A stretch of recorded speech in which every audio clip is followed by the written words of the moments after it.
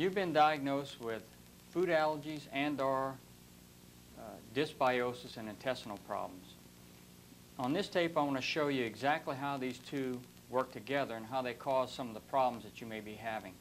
The symptomatology that runs from someone that has problems with food allergies can run the gamut from anything from muscle and joint pain, migraine headaches, serious conditions like lupus, kidney problems, skin rashes, thyroid problems. There's a long laundry list of things that are associated with food allergies.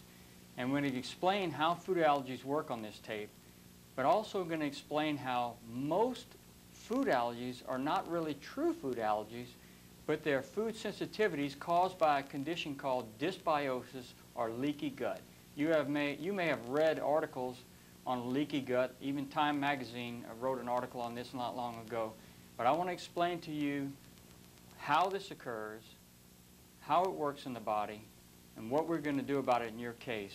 Our objective is to, if you've been diagnosed with any type of food sensitivity or food allergy, our objective is to eliminate this completely from you so you can enjoy the foods that may be giving you problems now. And we have to improve the digestive system and remove this condition called leaky gut in order for you to do that. There are several different types of allergies that are really important for you to understand. Almost everyone is familiar with the allergies which we call IgE. And those are the ones that you go to the allergist for and you take the shots for. Those are the ones where you have an immediate reaction. And these are atopic or inherited allergies. If you have an allergy to ragweed or pollen or some type of flower or dust or mold, this is called an IgE reaction. And those shots do respond to some degree to shots. But that's not the condition that we're going to talk about today. We're going to talk about condition of dysbiosis, which is food allergies and food sensitivities that are IgG, IgA, and IgM. They're totally different, and the key to them are when you have an IgE or like a pollen reaction, that's immediate. You know that immediately. Anyone who has these allergies knows this. As soon as you get exposed to it, bam, your eyes start watering and all this. But the type of allergies we're going to talk about associated with food allergies that you have in your case are delayed allergies. You may not know the symptoms come at all for 12 to 72 hours, or you may not feel the symptoms at all. You just have an overall problem that we know that's associated with that, like joint pain, muscle pain, stomach disorders, arrhythmias of the heart, or one of these other symptoms I talked about earlier. I want to show you on the board exactly what is dysbiosis or leaky gut and how it occurs. There's basically two major reasons why dysbiosis occurs, and the first one is nutritional. So let's go on up to the board. Now, our cell walls in our body, including the intestinal tract, are made up of fat cells. And these fat cells are two different types. The first one is a cis fat, and it's shaped like this. And these are good fats. These are the fats you get from olive oils, from fish, and nuts and seeds, and raw oils. And when these oils are used to build the lining of your colon, they fit together real nice like this, and they fit real tight. If you notice right here, this is very tight. There's a junction here. There's no holes. But when you take in bad fats or trans fats, which are common in our diet in today's society, hamburger fat from McDonald's, French fries fat, the vegetable oil you get in the store, any hydrolyzed oil, you've heard that word many times, hydrolyzed oil. Here in the office, I told you about it. They're shaped like this. And when they go into the cells lined up here, we have a problem. So you have a good fat, and then you have a bad fat. And what do we see developing here? We have these nice joints between the cells to where if a piece of food came and set right here, it's going to be taken care of. It's not going to go into the body. This is inside the body. This is your cell wall of your colon here. It sits there, and the body will take it bit by bit across the cell wall here like it's supposed to. But what do we have when we intermix a bad fat with a good fat? You notice that right there? That's a hole. And that hole is really what dysbiosis is. So this piece of food, it drifts along and it goes in this hole. What happens? It goes into the body. When it goes into the body, we have an antigen-antibody reaction. And this is what causes the food allergies. This has caused most of the childhood problems we see with food allergies, like the asthmas, childhood ear infections, skin rashes, eczema, and those type of things associated with food allergies. This is the cause of it right here. We have bad nutrition causing holes in the colon, and I'll have pictures of this, microscopic pictures. You can see this later on. The food particles come through and we have a reaction. I'm going to show you what this reaction down here is, but I want you to get a clear picture in your mind. This is caused by bad nutrition. There's other reasons for it too, but this is the main one. Now I want to go and I want to proceed to show you what happens to this food particle here when it gets inside the body. How can this hurt you? Well, how can a piece of chicken, how can a piece of wheat, how can a piece of corn, which is a great food, cause something horrible in your body? I'm going to show you how that is right now. Remember I said on these little cell walls here that the food particle sits here and it's taken across the cell membrane in a special piece the way that it's supposed to, where the body recognizes it as food, and it will be taken by the bloodstream off to use. But in our case here, where the hole slips through, that piece of chicken is no longer recognized as food. It is now an antigen. An antigen can be many things, and this is what but it's a foreign invader. And when a foreign invader goes in the body, it gets very excited. The body gets very excited, and it elicits an immune response. We've all heard that word, the immune system. The immune system is our army of the body. It's what protects us from the viruses and the bacteria and all these bad guys that are trying to kill us. So we have an immune system, and everything that gets into the body, the immune system looks at it and says, is this me or is this not me? If it takes it apart like it's supposed to and it classifies it as food, then the immune system is going to say, hey, this is okay to be here, no problem. But if it slips through a hole and it gets in there, the body says, this is not me, it's not supposed to be here, it's time to go to war, and the immune system takes off. So we got our piece of corn there. The body says, we're not sure what this is. It could be a bacteria that wants to kill us. It could be a virus that wants to kill us. It happens to be a piece of corn.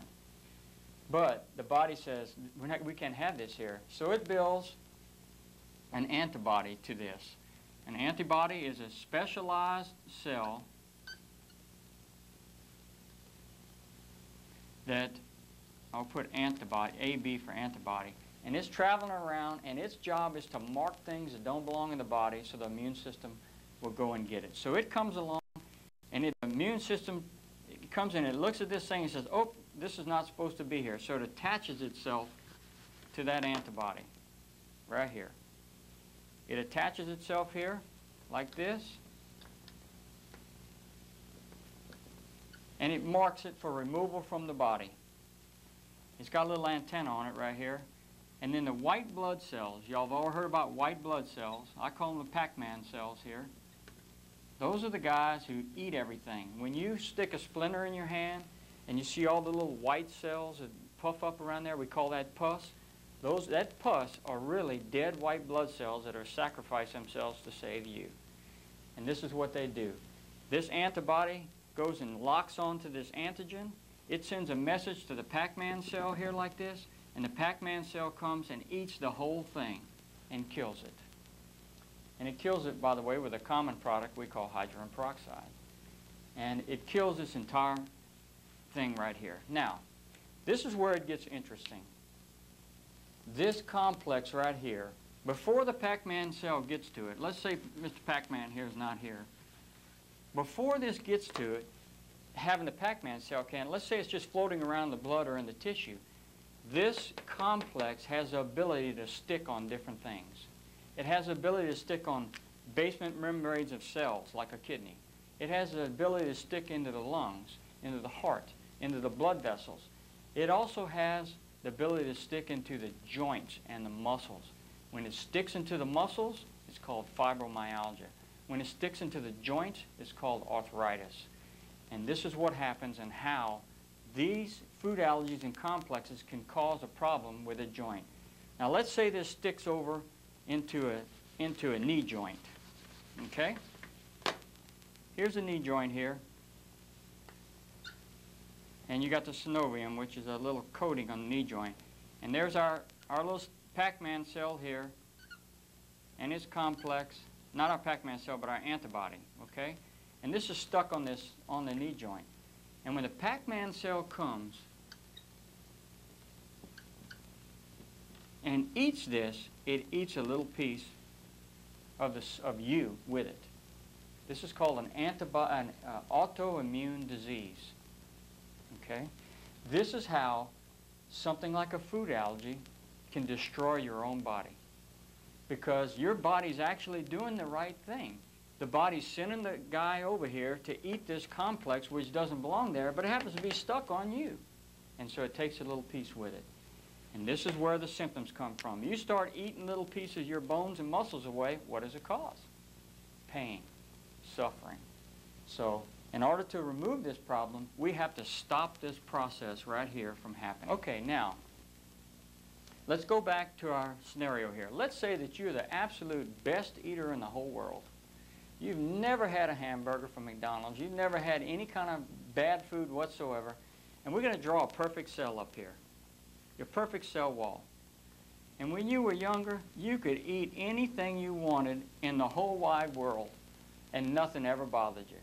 But now, you know, you're past 18, and all of a sudden you're getting these funny feelings, and you say, gee, you know, I wonder what's wrong. I'm coughing all the time, or my joints hurt. And you have perfect cells here. What else could cause a problem where this may occur? Well, we have fungus, bacteria. You ever heard of H. pylori in the news? That's the bacteria that causes ulcers. Well, guess what? That bacteria gets right here, and what will it do? It'll eat a hole right through. Right there. It'll eat a hole. And it'll eat a hole here. So will fungus. So will bacteria. So will parasites. So will many, many things in our life. If the bacteria count, the fungal count, and all these things, by the way, we have about 5 pounds of bacteria in our colon all the time. So we say that we need to kill all these guys. We're never going to kill the bacteria. They make B vitamins. They do nice things for us, but they have to be balanced. If the balance of the bacteria and all the fungus and everything that's in the colon that we use for digestion is imbalanced, it will eat holes in these things. So that's the second way that you can get dysbiosis. Okay, now I've shown you what's going on in your intestinal tract. We've run many tests in the clinic to find out that this is in fact the case. And you know this because you've been through all the testing. I wanted to show you what's happening. Now I want to show you what we're going to do to stop this. And remember, my goal, if I tell you you're going to be off of corn or wheat or some other product, my goal is not to keep you off of that for any longer than we have to. We'll test you each time you come in and see where your sensitivities are lying. My job is to cure the problem that we have with the problem in the stomach and the little tiny microscopic holes, and to get you back to eating the foods that you enjoy. However, it's critically important that you avoid these products because your body has an antibody built to it already, and if you eat them, you're going to have the reaction immediately. So what I want to do now is explain to you what we're going to do to correct this. Show you actual pictures of this dysbiosis or leaky gut. I have electron microscope pictures of this. It's very important that you understand. I'm going to show you on scientific studies. Okay, this is a slide of what we would like to have. See the little smiley guys here? These are all the bacteria and friendly bacteria and everything in your intestinal wall, and you notice the wall is completely sealed off. This is inside the body here, below the smiley guys. Down here is a condition of dysbiosis. If you notice that the bad guys, the bacteria and the fungus and everything, are poking holes through, and that's called leaky gut. And we want to remove this here, and we want to put you back into this situation right here. This is a a drawing of exactly what I drew on the board with the stuff leaky gut through with the antigens and all. It's real complicated. I tried to make it simple when I was drawing on the board.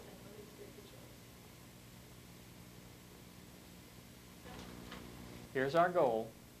Our goal is gastrointestinal restoration. That's a big old word for saying we want your intestinal tract to absorb food the way that it's supposed to, selectively, so you don't have any particles going through there, whether they're bacteria, whether they're viruses, or whether they're pieces of corn or wheat or anything else. We want your body to say, nobody goes through and everybody's happy, especially you, because your symptoms will go away. This is an electron microscope picture of leaky gut, or dysbiosis. If you'll notice, this is actually a picture of the intestinal wall. This is what a normal intestinal wall looks like. If you look in the right upper hand corner, you can actually see food particles floating around here and here. This is a normal one.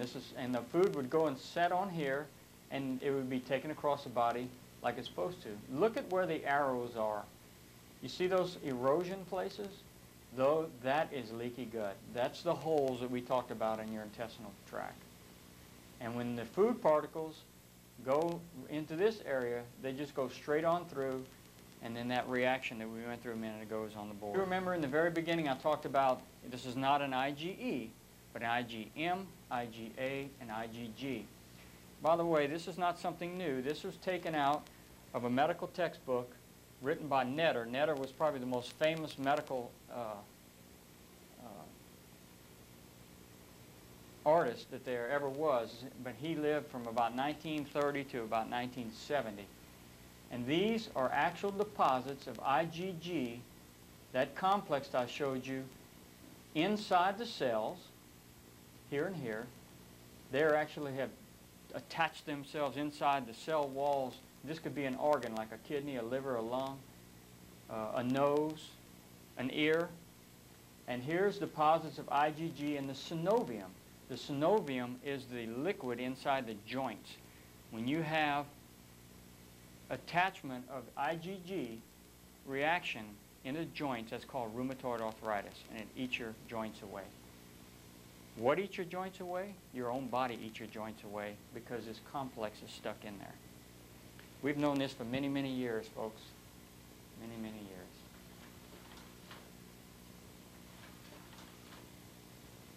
Just an example, here's rheumatoid arthritis. This is a knee that's been opened up. This is synovium being destroyed by your own body through that reaction.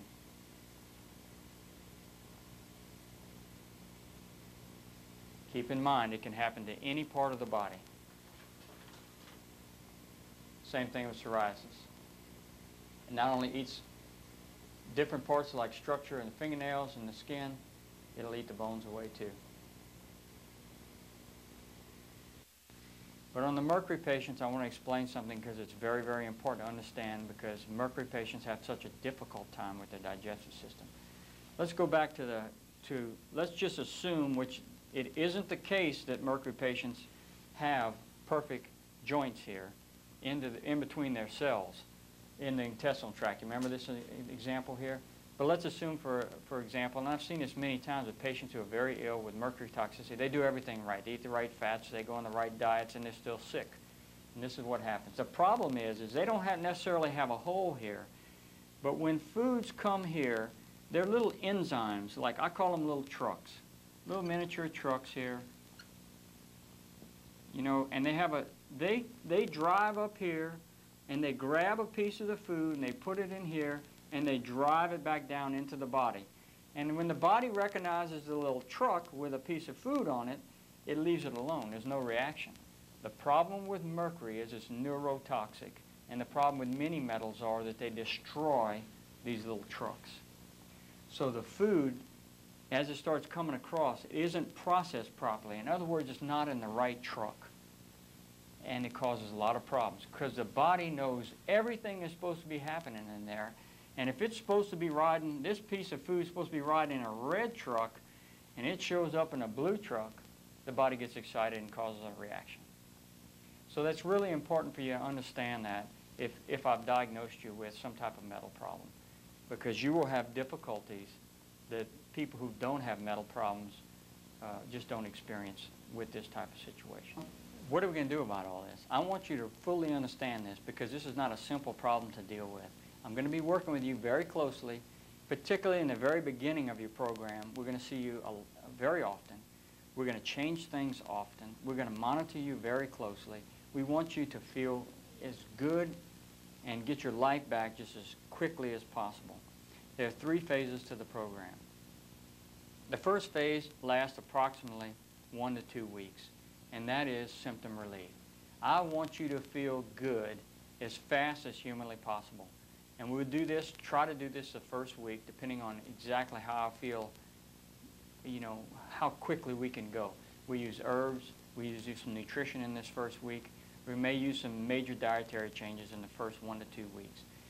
As soon as you get over symptoms and you're feeling good, then we're going to go to phase 2. And this is called the intermediate healing phase. We're going to change up your diet. We'll try to let you introduce the foods that were giving you trouble those first 2 weeks that we may have removed you from. We may introduce those foods again and see how you react to them.